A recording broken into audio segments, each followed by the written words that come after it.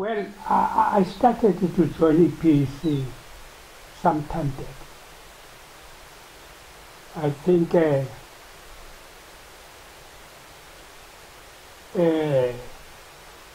it was an accident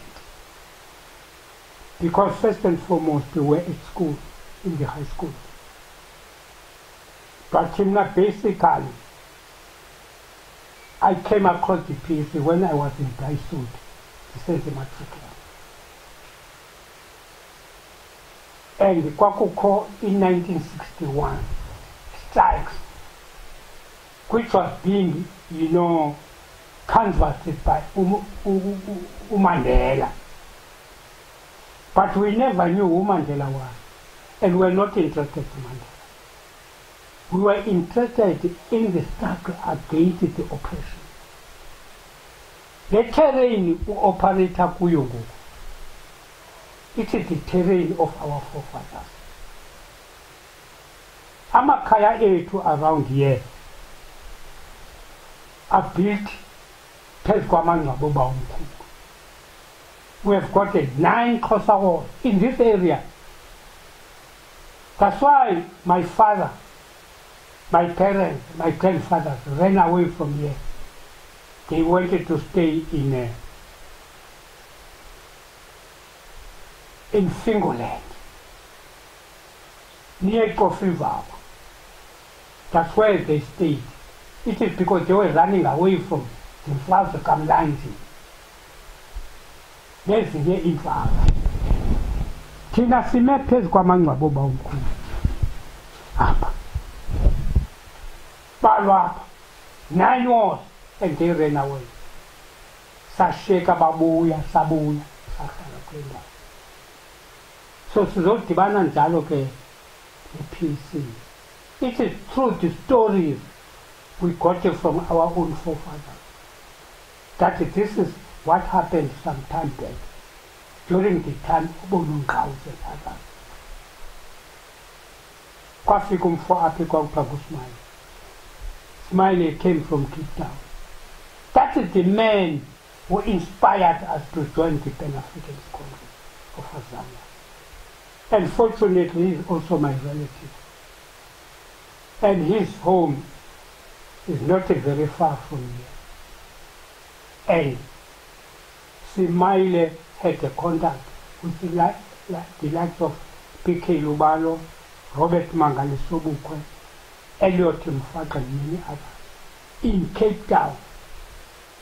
And because of these past law problems, he was chased away from Cape Town until he came here. He introduced the PhD. In fact, my leader, in as far as the question of inspiration is concerned, is Robert Mangaliso Simai.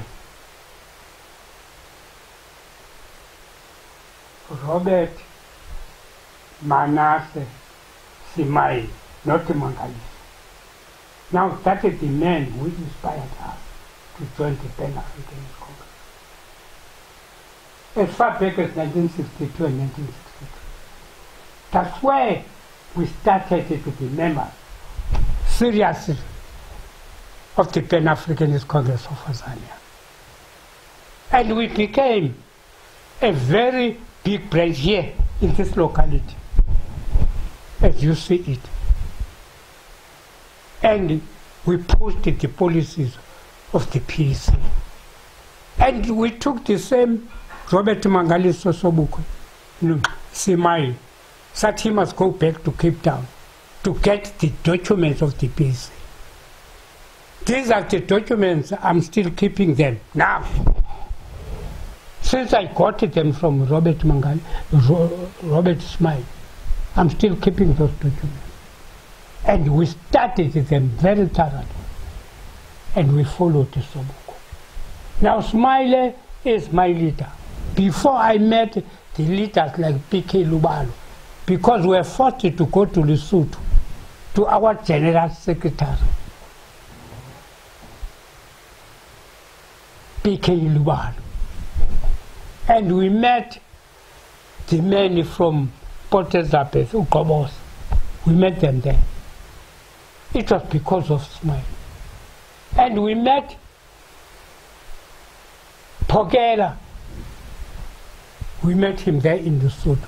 It was during the time when they were trying to train to establish the organization called the Azanian People's Liberation Organization.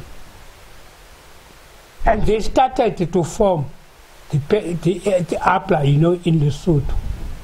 They opened the base there.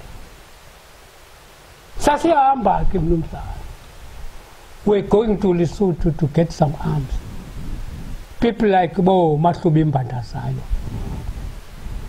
Simoko, Villas Simoko.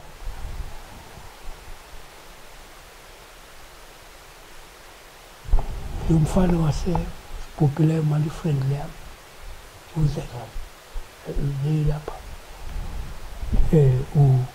My friend, man. Lo nani kunye Lesotho ni kusunyi kunye kapa kutulupi. Nyembe tunzitana. Visiting Lesotho to get arms, to get the documentation. During that time, Dr. Peku was no longer here. He was in Lusaka. He is the man who gave us information about what case is all about. To such an extent that when somebody asked me about the PhD, I said the best thing you must go to Peku. That is the man who is well-paid as far as the ideology of the people. He has written some books, and some time back, in fact, this morning, I was reading about what the people has written as far as the question of the. That's how we met with the people. Then we joined the people, and eventually we left the country and we went. I want to stop there.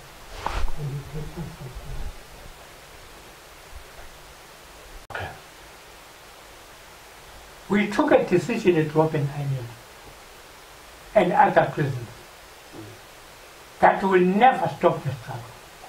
And we said the struggle is going to continue. Because the leadership of the PSA has said there will never be any stop in fighting against the white man until we get our land back. It was the question of getting our land back so that we run it ourselves. We never wanted to accept the rule of the white man. Up to this time, we don't accept it. So now, we took a decision that when we are released from prison, we are going back. And then, but we had a strategy that we're not going to be as open we used to be. And then we said we were going to go underground. And we started where we left before we were arrested. This is what happened. First and foremost, when the training of our cutters abroad intensified, we started to get the bits and pieces from those people who were trained abroad.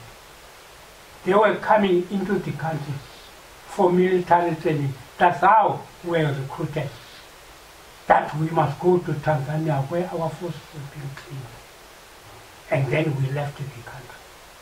You see, we started by going to Lesotho, and there was a unit in Lesotho which was being, trained in Lesotho, preparing for the struggle against Amapuri inside this country.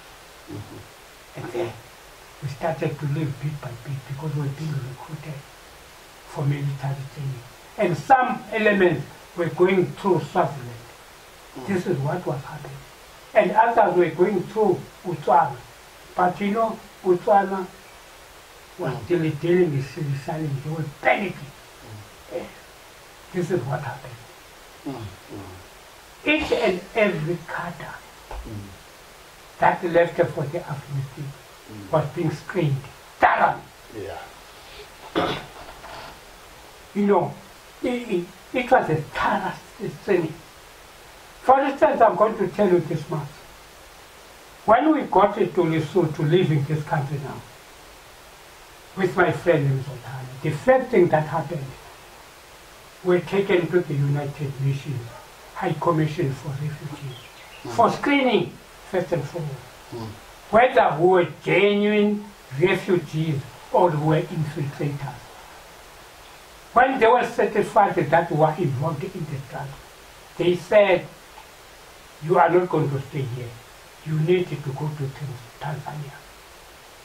Within 3 weeks, we were taken, now we were so many then, we were taken to Tanzania, where we were kept at the airport for 14 days.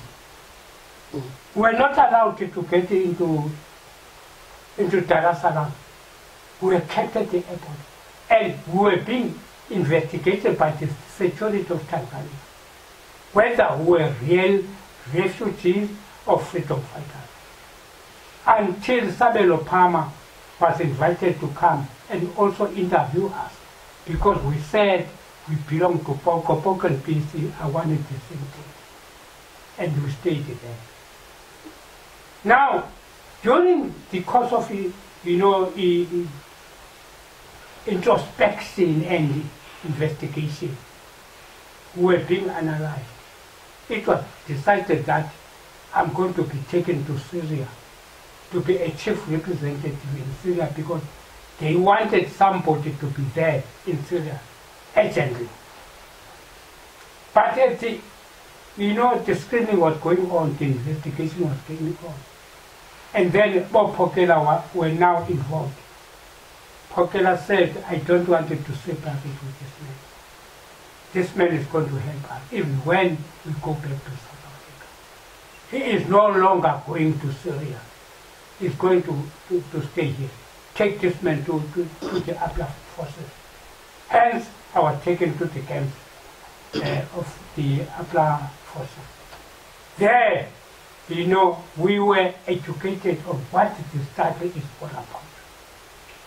We were educated on the ideology,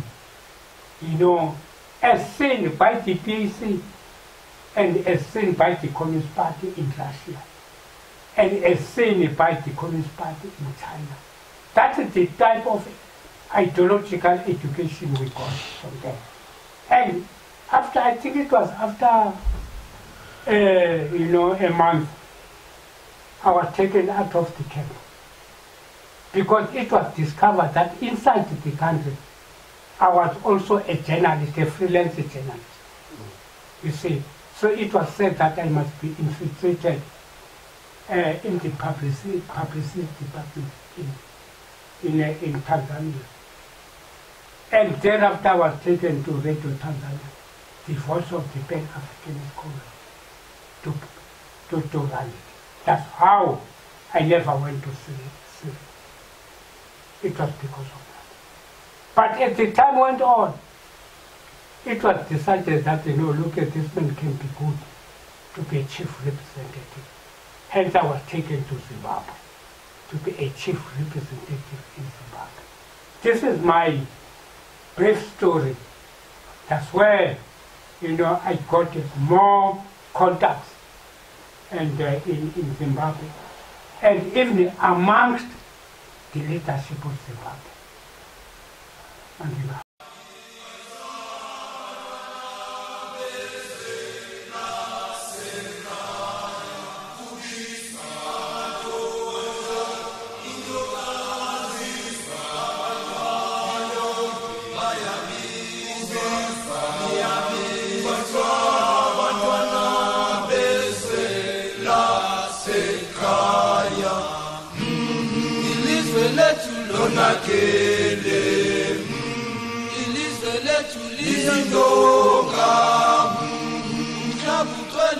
Machana ikaya labantwana bethu ilizwe lethu lizindonga ilizwe lethu liyaguga ikaya labantwana ilizwe labo gogo bethu